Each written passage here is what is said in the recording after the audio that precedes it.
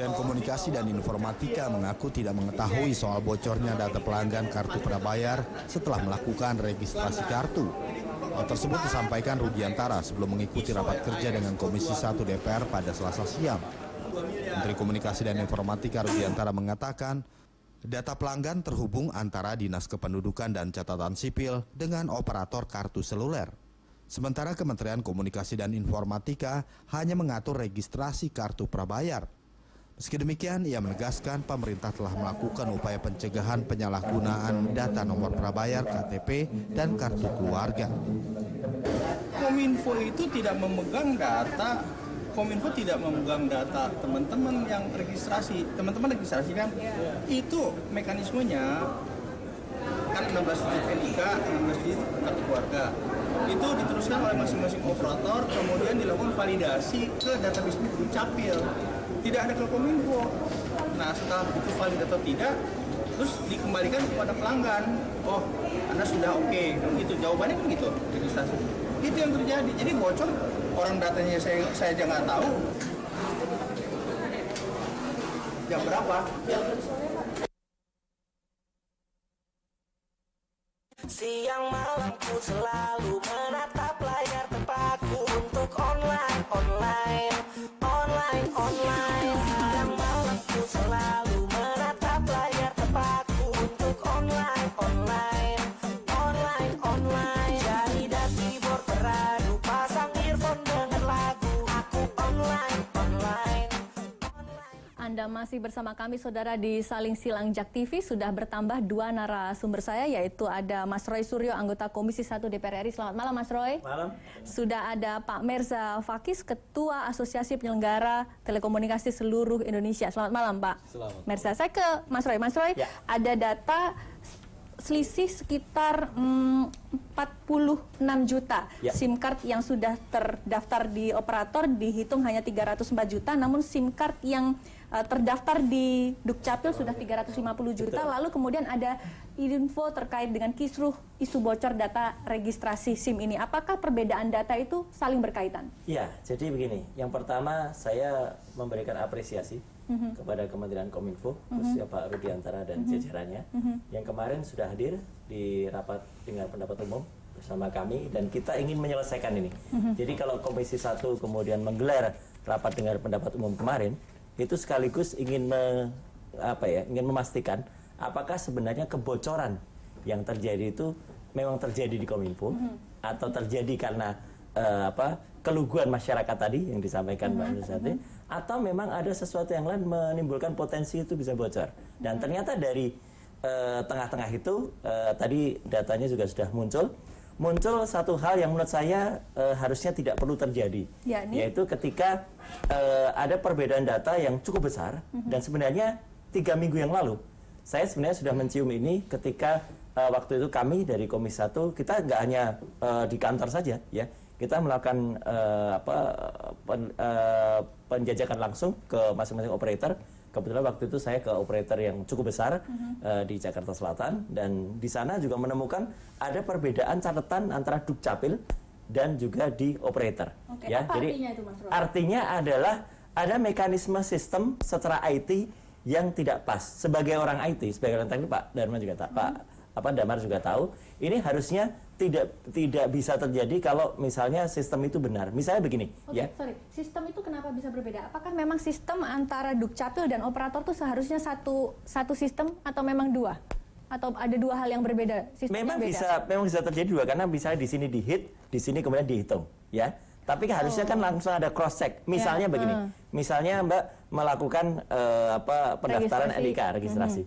Kalau kemudian itu benar-benar connected, ya, langsung ada info, oh nomor Anda sudah terregister, atau oh NIK ini sudah dipakai, gitu. Nah, sekarang kan enggak. Sekarang orang meregister apapun masuk, pokoknya. Kalau memang nggak cocok, dia akan keluar, oh ini nggak bisa, gitu. Tapi ibaratnya, saya melogikakan begini, semacam orang dulu ketika pertama kali kita ke kantor pos, pernah terjadi, kantor pos itu menggunakan komputer, tapi seolah-olah komputernya digunakan sebagai mesin ketik. Jadi hanya untuk mengetik saja, ngeprint, tapi kemudian datanya tidak terkoneksi.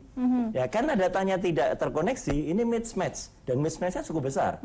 Artinya data yang tadi ada di operator itu 305 juta sekian yang sudah terdaftar, yang ada di Dukcapil itu 350 juta sekian. Berarti kemungkinan kalau data dari operator dengan data di Dukcapil itu lebih valid mana? Operator? Lebih valid operator gitu, karena yang kan Dukcapil itu kemungkinan ada double hit ya, kemungkinan ada 2 dihitung bersamaan atau kemudian ada yang tidak cocok. Tapi ini menurut saya, mohon maaf ya, meskipun kemarin sudah disampaikan itu alasannya karena bisa jadi ada double hit, ada kemudian orang entry lagi, nggak boleh terjadi kayak gini.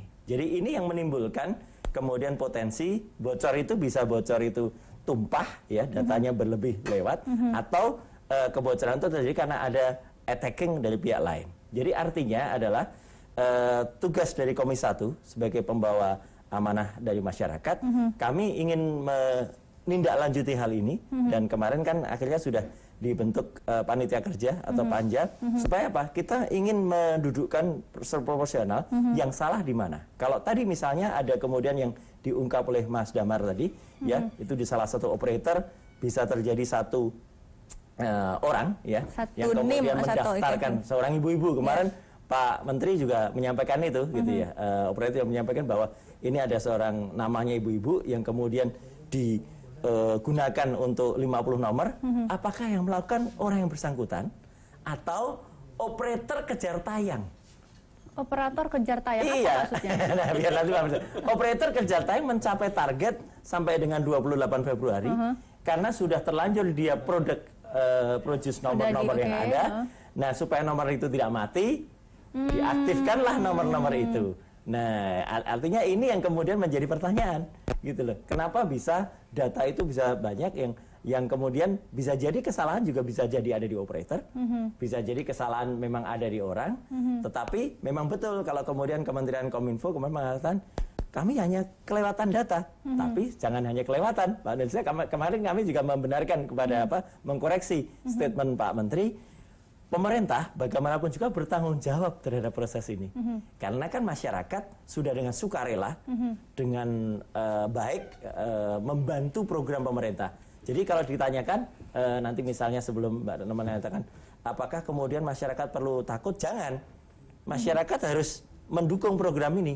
Kami dari Komisi 1 1000% mendukung program registrasi ini. Tetapi tolong pemerintah juga melindungi pelanggan. Sebelum kita nanti jauh bicara soal keamanan data pribadi, pemerintah melindungi sistem ini. Jadi istilah Pak Menteri kemarin, rekonsiliasi data ini harus benar-benar dilakukan. Jangan sampai kemudian terjadi disparitas yang sangat besar. Menurut saya terlalu besar angkanya. 45 juta sekian tuh 13% dari data yang dimasuk berarti nggak valid yang ada di Dukcapil. Artinya begini Mas, sistem pada saat kita registrasi itu tidak secara otomatis bilang bahwa oh Anda NIM-nya nomor 1 misalkan begitu. Kemarin sudah daftar loh dengan nomor A, B, C. Nah. Tapi kalau bisa sampai tadi Mas Damar mengatakan bahwa sampai 50 ya Mas ya satu NIM. Artinya tadi Mas Ray bilang hanya cuman kelewatan persis. Info. Jadi artinya ada sebuah sistem secara IT yang belum benar bekerja dengan baik. Makanya saya kemarin juga secara khusus memberi solusi juga, dan ada di poin keempat pada kesimpulannya, harus ada nanti mekanisme sistem yang namanya proses recheck ya dari tiap-tiap operator kepada kita. Misalnya Mbak sudah mendaftarkan nomor ya 1, 2. Nanti akan ada proses rechecking dari operator kepada masing-masing orang yang kemudian nanti Anda terdaftar dengan nomor sekian, Anda terdaftar dengan nomor sekian. Kalau itu bukan, nah kita bisa komplain.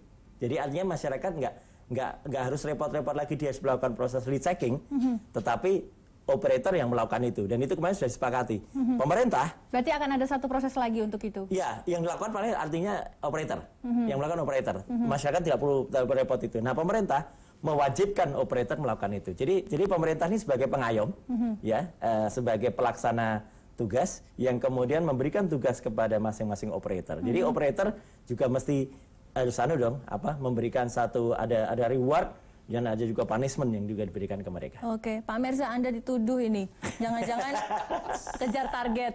biar mungkin nomor SIM yang sudah beredar di pasar tidak mubazir. Betul gitu nggak sih Pak? Ya, tidak harus begitu. Tidak harus begitu ya, tapi Ya, jadi gini, kita harus sama-sama. kalau temuan dari kawan-kawan ATSI sendiri gimana yang Pak? pertama program ini adalah benar-benar program yang pertama kali dilakukan oleh operator memang atas payung daripada peraturan pemerintah. Kita sudah jalan prepaid ini 20 tahun di industri ini tanpa terus terang aja ya beginilah adanya data yang benar. Kita berikan kemudahan kepada masyarakat kalau beli prepaid daftarlah sendiri. Tapi yang diisi apa? Nama sembarangan, alamat sembarangan. Kita nggak punya alat untuk ngecek ini nama yang sebenarnya apa. Nah sekarang kita punya iKTP, punya database nasional, makalah muncul ide, nah ini loh alat untuk merefer apa yang dimasukin oleh masyarakat benar atau tidak. Jadi inilah proyek pertama kali, saya juga mengakui masih banyak bolong sana bolong sini. Terima kasih kepada DPR yang telah mengungkap banyak hal kemarin. Mudah-mudahan dengan nanti kerjasama lewat Panja, kita akan bentuk satu proses dan prosedur yang akan lebih sempurna. Nah, ini sekarang yang lebih baik. okay. Ya, apa yang terjadi sebetulnya gitu kan? Yaitu tadi, saya setuju dengan Pak Roy bahwa kita baru katakan memperhatikan bagaimana cara mendaftar ketika orang membeli SIM card baru. Masukin KK dan NIK, kirim ke Dukcapil, dicek cross sana, oh valid, kita dapat notifikasi valid, kita aktifkan. Seharusnya begitu. Iya, memang begitu yang terjadi hari ini. Nah yang agak... Tapi sampai bisa kebobolan 50. Loh nggak apa-apa, karena memang secara aturan tidak ada aturan yang mengatakan pembatasan untuk kepemilikan nomor dari masyarakat. Bukannya yang maksimal cuma 3 Pak adalah tadi katanya info. Maksimal 3 itu kalau masyarakat daftar Online. sendiri secara online lewat SMS atau secara website. 3 per operator. Ketika saya butuh nomor keempat sampai dan seterusnya, saya harus datang ke gerai operator atau ke outlet-outlet yang ditunjuk. Nah, di sini mungkin ada hal-hal yang mungkin secara proses prosedur perlu kita sempurnakan lagi. Apa yang terjadi? Masyarakat datang nih, saya mau daftar keempat. Ternyata yang datang bukan masyarakat aja, juga masyarakat yang kesulitan. Saya dari tadi nyoba nggak berhasil, sini tak beresin. Nah beresin, wah ini kakak ibu nggak valid, ya udahlah pakai kakak siapa aja. Nah ini muncul cari masalah. gampangnya di lapangan. Iya, akhirnya apa? Ya saya tidak menuduh siapapun, tapi inilah mental yang harus kita perbaiki dengan sistem. Akhirnya orang mana kakak yang valid? Oh ini valid, pinjam ah. Sepanjang pinjam minta izin yang punya aman. Yang kita khawatirkan minjem nggak izin ini. Nah yang punya kaget lu kok tiba-tiba ada 50 nomor saya gitu kan? Ya. Operator siap, silahkan komplain ke operator, ini bukan nomor saya, kita blokir. Tapi muncul pertanyaan lagi, dari mana you tahu yang komplain adalah yang benar? Siapa tahu yang komplain yang palsu gitu kan, malah yang benar yang dimatiin. Pak, gitu. salah satu tujuan untuk melakukan registrasi SIM card ini kan salah satunya adalah untuk menghindari atau untuk mengantisipasi adanya tindakan-tindakan yang menggunakan telepon seluler, baik itu mungkin penyebaran hoax, kemudian adanya penipuan-penipuan. Tapi kalau sistem awalnya sudah karut-marut seperti ini, apa ini mungkin masih bisa dipakai, Pak? Makanya gini, kenapa itu penting dan kenapa proses mekanisme recheck itu harus dilakukan, dan itu dilakukan yang punya kuasa eksekutif adalah pihak kementerian, itu harus melakukan. Karena apa?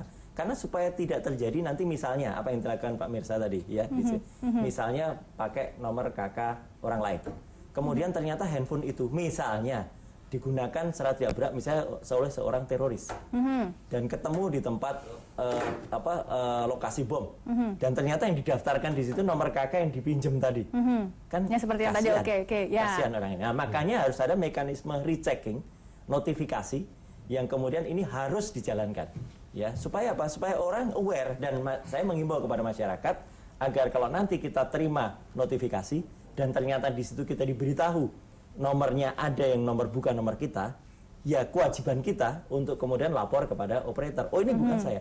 Kalau ternyata itu nanti dikasih batas waktu, dianggap tidak ada lapor, itu beres, ya udah. Kalau ada apa-apa terhadap nomor itu yang didaftar, ya maka kita bertanggung jawab terhadap nomor yang kita daftar ini. Jadi saya kira itu anulah fair lah. Artinya Kominfo didudukkan pada porsi sebagai pembina dan pengawas, operator juga kasih kerjaan gitu ya gitu.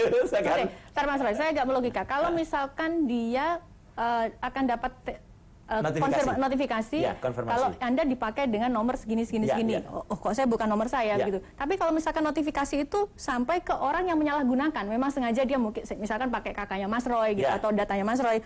Wah, saya terdaftar pakai datanya Mas Roy Suryo. Biarinlah pokoknya nanti saya melakukan kejahatan apapun, toh nanti akan kena Mas Roy. Berarti kan rechecking itu tidak jalan, Mas. Betul, itulah yang dikhawatirkan Pak Mirsa tadi gitu. Jadi itu nanti akan kita clearkan. Pasti salah satu nomornya benar-benar punya Mas Roy. Ya. Sehingga Mas Roy juga dapat Pasti dapat. pada nomor dia sendiri. Loh, kenapa ada 50 nomor? Oh, oke. 49-nya beliau akan minta diblokir. Ya. Yang palsu nggak minta apa-apa. Maka ini yang benar. Nah, Oke, mungkin baik. nanti dalam panja Saya paham. akan ketemu yang tadi disarankan Pak Mirsa. Betul sekali. Jadi maka ini pemikiran saya kan tidak bisa 100% benar. Pemikiran ditambah benar Pak Mirsa, tambah benar Pak Isa, tambah benar Pak Damar, nanti akan ketemu. Nanti bagaimana caranya mengetahui dialah pemilih yang sebenarnya. Oke. Kalau perlu kita juga akan mengundang dalam panja nanti, kita akan mengundang Pak Dirjen Dukcapil, Prof. Judan ya untuk juga hadir. Untuk kemudian saya selalu ingat nama Pak Juhal, Pak Juhal itu Oke. Pak Juhal. Nah, untuk kemudian kita lakukan dan kita juga ngundang pakar IT juga yang nanti juga akan menyampaikan apa-apa terhadap itu. Jadi dengan demikian masyarakat akan nyaman, masyarakat akan makin percaya kepada Kominfo, masyarakat akan mendukung dan masyarakat akan beli nomor lagi, operator Laku lagi. Jadi ini win-win kan sebenarnya. Baik, kita jeda sejenak, saudara, tetap bersama kami di JAK TV.